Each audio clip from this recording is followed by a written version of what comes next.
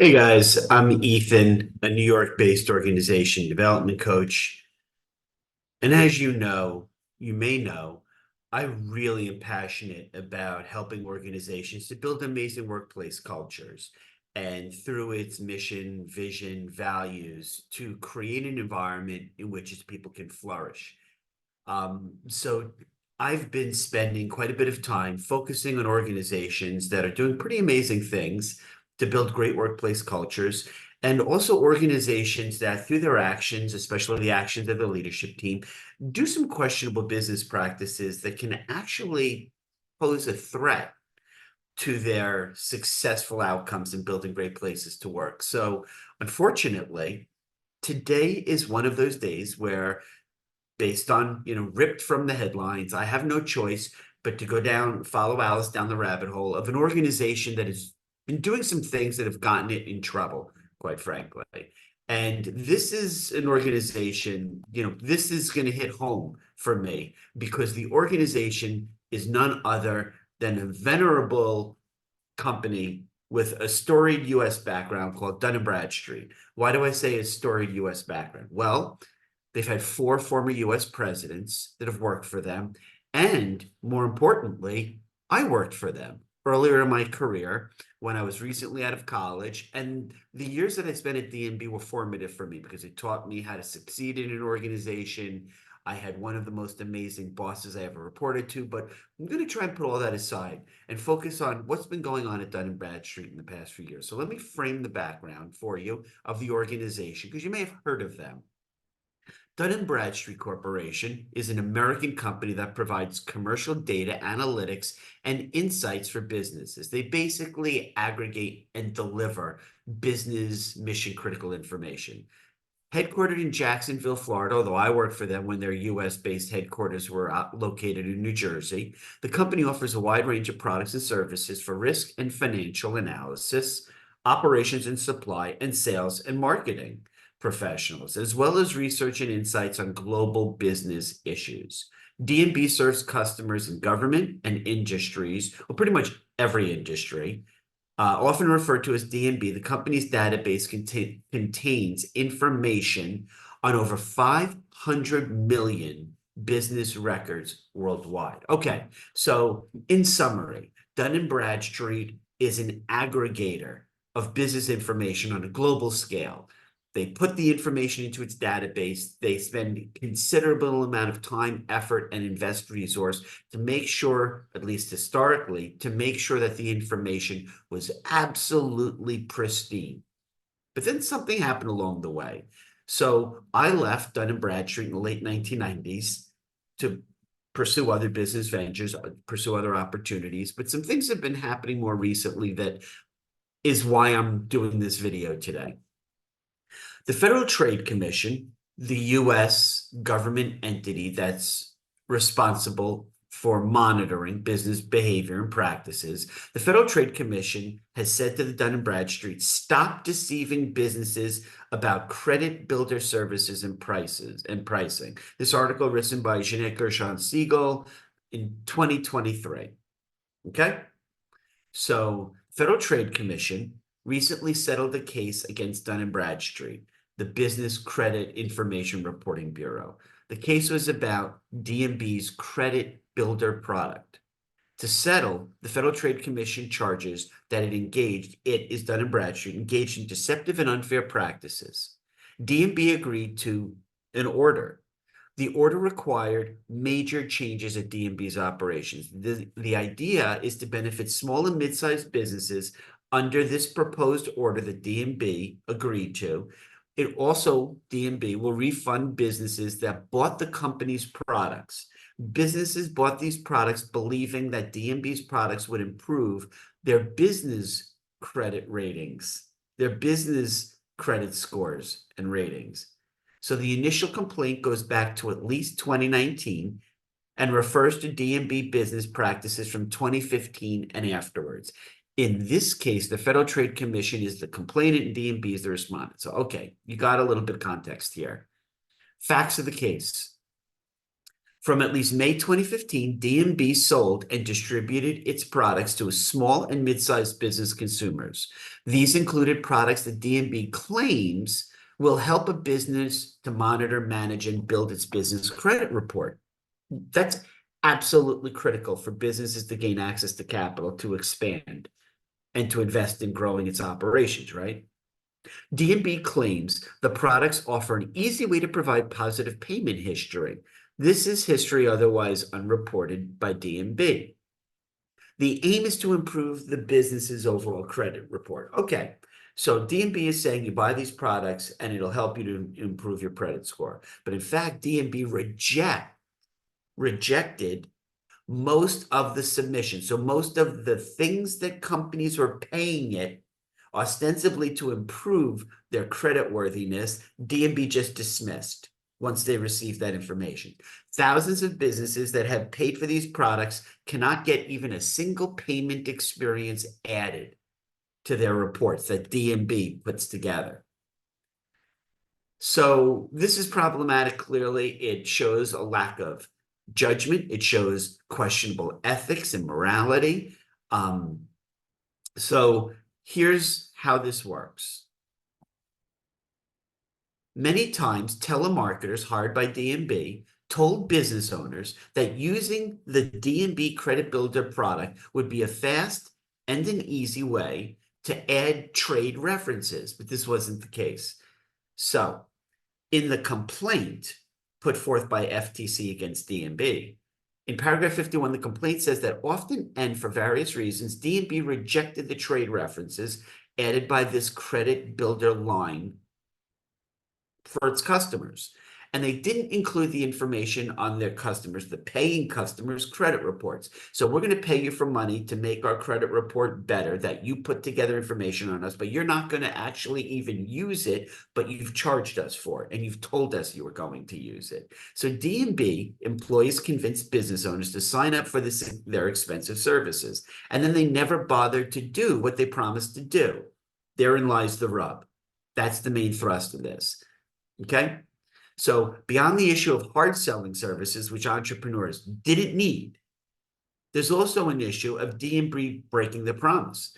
D&B was paid for services that it didn't render. And this doesn't even get into what looks an awful lot like price gouging. Also, entrepreneurs had to spend considerable time and money correcting errors on their reports that D&B put together and sold about them. And the issues may have dated back to 2013. All right, so you could kind of already see where this is going, right? But hold on a second. So I want to go back a little bit further because that article was provided in 2023. So in response to FTC charges, Dun & Bradstreet is set to clean up small business credit reporting processes and refund its customers. D&B deceived businesses about the value of products and failed to correct errors on business credit reports, the FTC complaint alleged. All right. So to settle the FTC charges that it engaged in deceptive and unfair practices, D&B has agreed to an order requiring substantial changes to the company's operations that will benefit small and mid-sized businesses. Under the proposed order, it's not proposed at this point, it's been implemented. D&B will also provide refunds to certain businesses that purchase the company's products in the belief that using the D&B products would improve their business credit scores and ratings, which it didn't. In fact, it did damage to the companies that bought these products. D&B is a leading provider of business credit reports, business information reports, which can impact an organization's ability to build relationships with their vendors and other counterparties.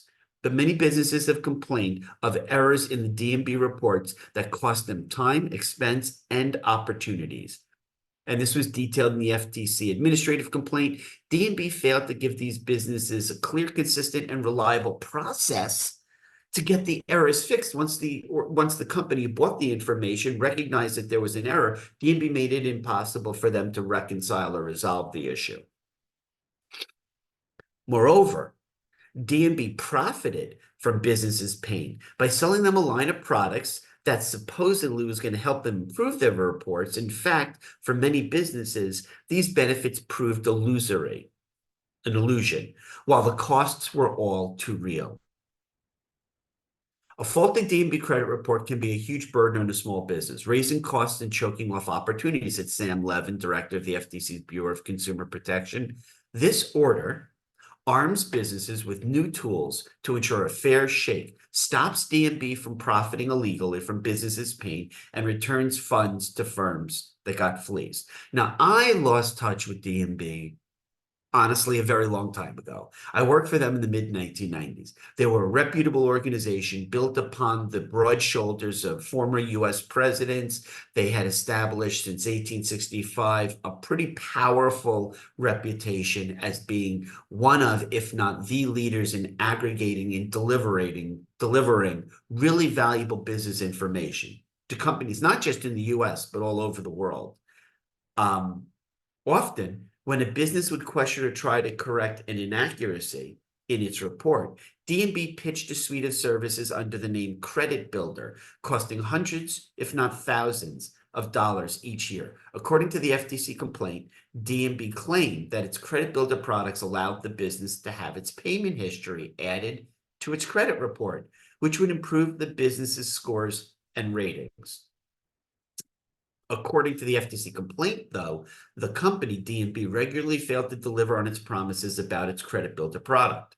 While D&B salespeople pitched Credit Builder by promising businesses that the product would make it easy for them to add payment history information to their credit reports, thousands of Credit Builder subscribers could not get any such information added to their reports at all. In fact, the complaint alleged, D&B refused Credit Builder subscribers' submissions more often than it accepted them. You paid for it, you gave it to us, denied, not going to use it. Oh, brother. The FTC's complaint also alleges that D&B's telemarketers deceptively pitch Credit Builder to new businesses and to businesses unfamiliar with D&B by falsely claiming that the business had to purchase Credit Builder so that D&B could conduct a background check and provide the business with a complete credit report. Nothing could be further from the truth. In addition, according to the complaint, D&B did not clearly tell businesses that Credit Builder subscriptions automatically renew each year. You know, kind of like what should be familiar to you and I, any annual renewal contract. It renews without giving you the opportunity to say, no, I no longer want this. Nor did D&B properly disclose other renewal practices that led to ever-increasing costs incurred by its customers. So, holy crap. What is this? What's going on to this venerable old US business organization that I started my career in and has been around for over 100 years that former presidents have worked on? This is what's been going on. So, lessons learned from Dun & Bradstreet. In January 2022, the FTC reached a settlement with D&B resolving alleged violations of the FTC Act 15 U.S.C. 41, arising out of the company's commercial credit reporting business. According to the FTC, D&B maintains information about, among other items, businesses' financial payment history with other businesses, and D&B uses the information along with proprietary analyses that it conducts to produce a commercial credit report on the businesses in its global database. So whether you serve consumers or businesses, there's some important lessons that you can take away for your business. And here's the heart of why I'm doing this video. Finally, Ethan, you got to it. There are some important lessons that can be gleaned from the FTC settlement with D&B. So here are our top 4 lessons that apply to companies that are dealing with consumer or commercial financial information. So here we go. Accuracy is important.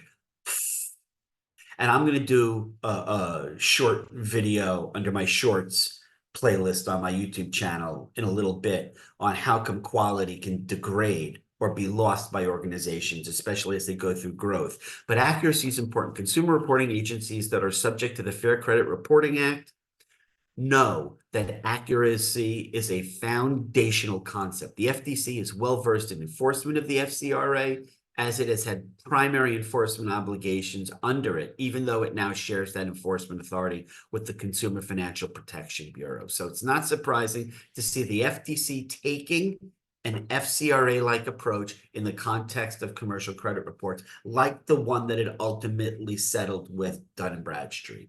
So yeah, accuracy matters.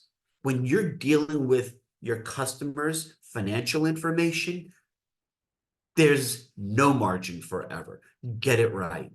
Just get it right. And that means focusing your processes, your procedures, and your policies from an operational perspective on almost a Kaizen Six Sigma zero fault, perfect performance. You can't screw up accuracy when it comes to financial information. So that's lesson one. Lesson two, marketing materials should be reviewed regularly and violations of policy should be remediated. You need internal, organizational, operational quality control that goes up and down, in and out, but also cross-functionally. I spent 20 years in marketing, and it was always contingent upon my responsibility to make sure that our marketing was up to date, which is why we always reviewed it with legal. We always revisited it with sales, product development, R&D, customer care, legal, finance. In other words, marketing needs to get this right, be a true partner cross-functionally with all the other entities in the organization. So you need to nail that. Third, complaints from your clients, your customers, is a window into an opportunity. Think about that. Let me say it again. A complaint, a problem expressed to your organization from your customers is a golden opportunity when seized correctly. So the FTC indicates that D&B should have known it had a problem when it reviewed the complaints it received from various complaint channels. Instead, D&B continued the same marketing pitches that were the source of the complaints.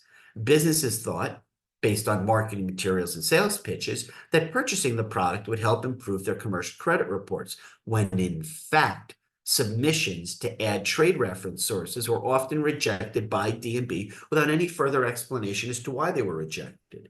Businesses then submitted complaints indicating the product was a waste of money or not an easy process, which was in direct contrast to what was being depicted by telemarketers working for D&B, that the product provided an easy way to build up a commercial credit report. So come on. I mean, at its most elemental level, when you do get complaints, you resolve them immediately, and you train and you empower your people to do that. So what is this a reflection on? It's a reflection on culture. Hello, this is what I talk about all the time. Organizations building and maintaining amazing cultures, because you're not always going to be able to anticipate external threats or challenges, or even ones that you've created that directly jeopardize the relationships with your second most valuable stakeholder. Your first is your employees. Your second is your clients. Fourth, disclosures should be clear. Here's the lesson from this FTC issue with D&B. Disclosure should be clear. The FTC alleged that Dun & Bradstreet failed to provide clear notice to its customers about the subscription terms for the paid product. Specifically, D&B renewed the paid product under a materially increased price or changed the product altogether without appropriate notice of those changes to some affected businesses. In turn, businesses complained about the payment practices employed by D&B. The FTC's complaint alleged that the inadequate or non-existent notices constituted a deceptive act or practice. So here's the thing. If you've ever had, I don't know, a cable bill or a telephone company bill or any kind of bill that is steeped in legalese, it's buried, it's overwhelmingly buried, so that the specific intent is for the customer to just say, I'll just read the terms and conditions or the renewal. Yeah, sure. I don't have time for this. There's a lesson there. If you seize it and take ownership of it as an organization and care about your customers, we're not going to obfuscate and make it so the needle is buried in a haystack of needles, so you can't find the fact that we're going to charge you. This is what banks and financial services firms have been doing for a long time. Stop it. Stop doing stuff like this. It's disgusting. It's unethical. It's immoral.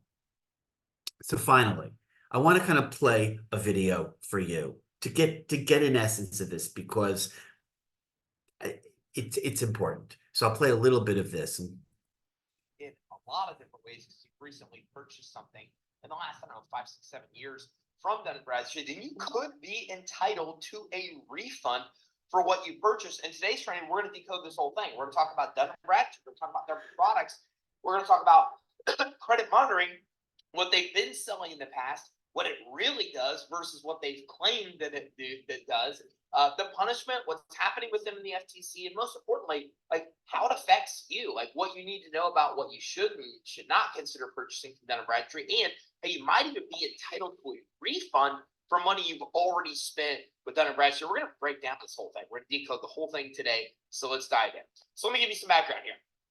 In January of this year, 2022, the Federal Trade Commission, the FTC, Federal Trade Commission, settled a case against D&B about its credit builder product. Now, to settle charges that it engaged in deceptive and unfair practices, D&B agreed to an order with the FTC, and this order required major changes in its operations to benefit small and mid-sized businesses. And again, some of these changes.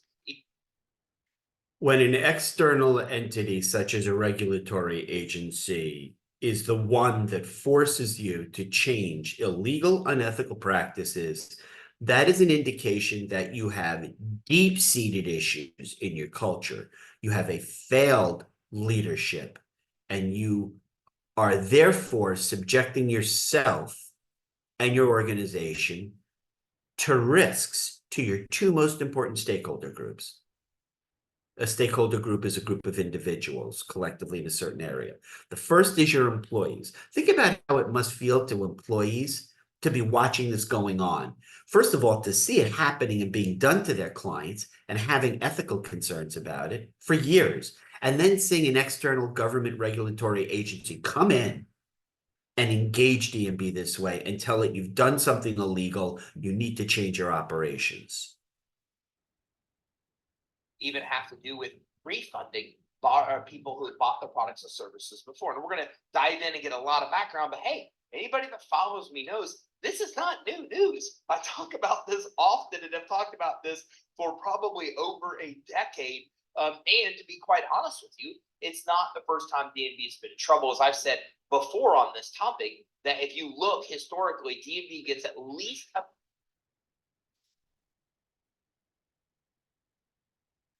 So I have to admit, I have to admit, I didn't know that this was going on at D&B for quite some time. In fact, this was brought to my attention by not one, but two separate individuals who, I'm close to, that I partner with and have relationships with. And I said, what are you talking about? But what are you talking about? D&B is ethically challenged. And so I went back and I looked at it and this. So here's the takeaway. I kind of alluded to it just a few minutes ago.